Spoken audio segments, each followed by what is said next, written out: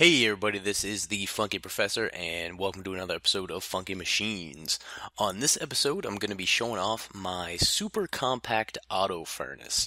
Now, this is something that I just put together in 1.8, and I'm going to show you how it works, and then I'm going to show you how to build it. So, the way that this works is the chest on the left here, this is where you're going to put in your fuel. Right now, I'm using sticks, but you can use coal or charcoal as well.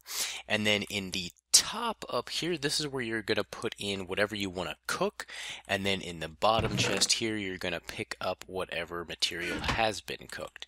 So in the top here, let's just put in one piece of raw beef, so we'll put that in there. Bam, and you heard that the note block indicator, so that's going to go off when you put something in, and then also it's going to let you know when the furnace is done cooking. Just like that there. So we know that the furnace is done now. If I look in here, we've got our cooked piece of steak, and I can take that out. And so, of course, this would be better used if you've got a bunch of stuff that you want to cook all at once. If you got a bunch of cobblestone you want to turn into stone or something along those lines, you can cook up to a double chest worth of materials all at once. Now, the only downside to these kinds of machines is that if you take the materials out with a hopper and they go into a chest, you don't get any of the experience for using the furnace. So that's what this lever on the front here is for. So if I flick this lever, you're going to hear that note block indication again, and that's going to kind of let you know that it's switched states. And now you'll see I can take these sticks out, and it's not going to fill up with fuel. And also, if I put anything up top here, like all this raw beef, it's not going to go into the furnace. So it's kind of turned off all of the chests from being activated out of the furnace, and now I can use the furnace as usual. So let's say I just wanted to cook this piece of fish. I put in the charcoal there, and you hear the note block still went off, so it'll still let you know when it's done cooking, even if it's in this state here where it's not pulling from the other chests. And the only downside to using coal with this machine is that the furnace will keep cooking longer than what you have in there, and so the notification won't go off until the fire has completely depleted, which is why I'm using sticks in the first place. But you get the idea. If I flick this again, you'll hear the note blocks went off even though this is still on. And now it's going to start pulling those sticks in again and those raw beef as well. All right, so that pretty much does it for the auto furnace. Now I'm going to show you the inside here. Now this is really tiny, really compact. Like I said, it's only 2 wide, it's 3 deep, and it's 4 tall, so 1, 2, 3, and 4. So for the functionality that you get, it's really small, really compact. I'm pretty proud of it. Now, the key component to it is this bud switch that I'm using back here, and I actually got this from a different Minecraft YouTuber.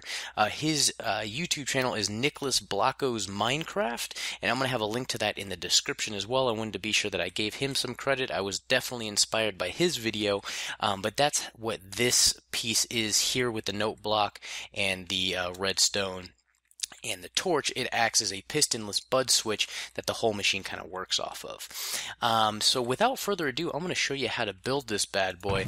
Now in here, I've got all the materials that you need to build it, so you can see everything that you need in my hotbar below. So what we're going to do is start with a 2x3 area, and I am going to build it into the ground like I did over there. So we're going to start by placing our chest into the ground, and then just put our hopper on one of the sides. And let me just go ahead and grab a furnace here. Bam, and we're going to place down our furnace. Now we're going to place one hopper coming out of the side, just like that, and then one hopper on top. And so the hopper on top, this is where we're going to input our materials. So we'll put it just like that there. And then this one on the side is where we're going to input our fuel. So put the double chest just like that.